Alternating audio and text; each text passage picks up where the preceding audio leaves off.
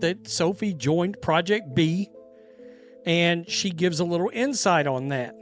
Well, while giving insight on it, she seems to confirm, whether she means to or not, that Caitlin Clark will not be playing in this league because Sophie tried to get her to play in this league. Sophie Cunningham just dropped an absolute bombshell on her podcast, and the basketball world is still trying to process it.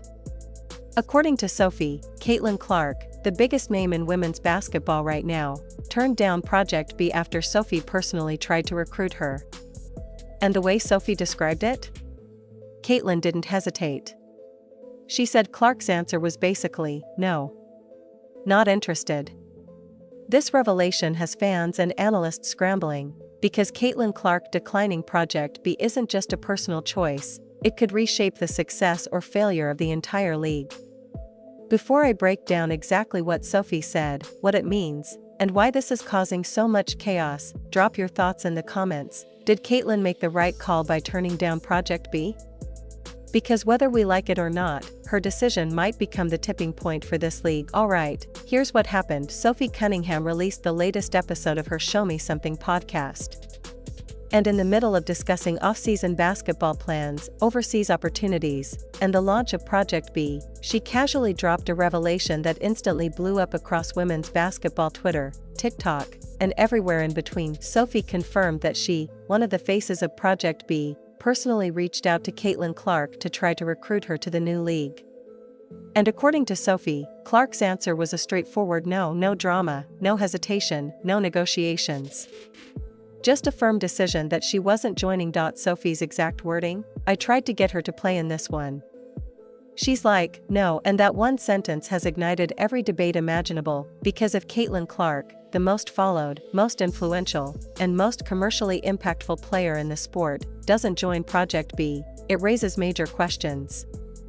Questions about the league's long-term stability. Questions about whether other players will reconsider their commitments. Questions about whether the business model survives without the one player guaranteed to bring sponsors, cameras, and millions of eyeballs. And remember, Sophie didn't say this in a dramatic, clickbait way. She just dropped it casually, almost like she didn't realize she had just changed the entire tone of the offseason with one line. But make no mistake, this is massive. Caitlin Clark turning down Project B sends a signal. What that signal means depends on who you ask. Some say it's smart long-term planning. Some say she's protecting her body and schedule. Others think she's not interested in taking any focus away from the WNBA. And some believe her decision might be the moment that determines whether Project B can actually succeed. Now the real question is, what happens next? Does Project B move forward stronger than ever? Or does Caitlin Clark's absence become the one thing the league just can't overcome? Let me know what you think. Did she make the right decision?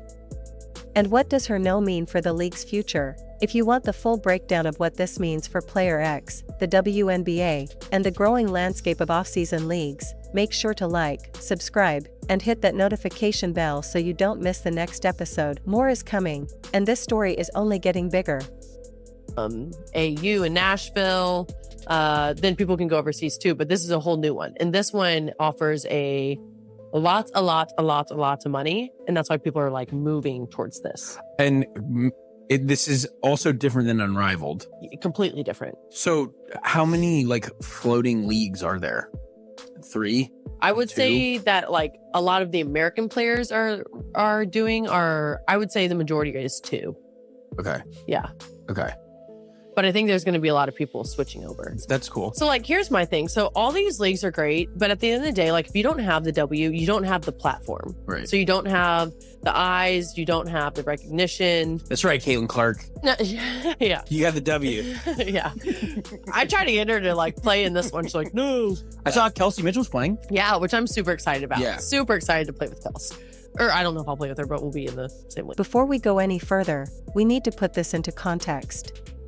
Project B isn't just another off-season idea, it's a brand new global basketball league scheduled to launch next year.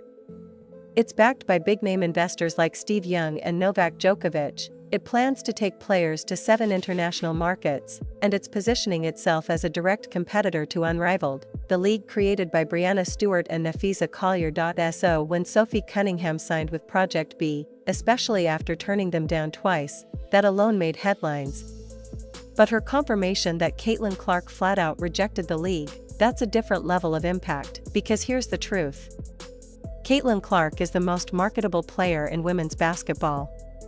Period. She's the one who brings mainstream attention. She's the one who sells out arenas. She's the one who boosts TV ratings. She's the one casual sports fans actually tune in to watch.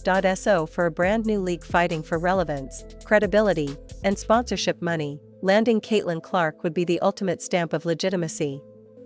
Her signing would tell sponsors, media networks, and fans worldwide, this league is real. Pay attention. And that's exactly why her no isn't just a personal choice, it's a massive moment that could shape the future of Project B. Caitlin Clark said, nah, now, keep in mind, there's a long time before we get around to this league starting. And it should be noted, even Sophie says she turned. And Caitlin didn't just hesitate, she said no. Sophie tried to recruit her personally, and Caitlin shut it down. That's not some mid-tier player declining. That's the face of the sport saying she's not interested in what you're offering. That should be a massive red flag for everyone involved with Project B. Because if you can't convince the biggest star in women's basketball to join your brand new league, then how are you going to convince fans, sponsors, and media partners that this whole project is worth their time or money?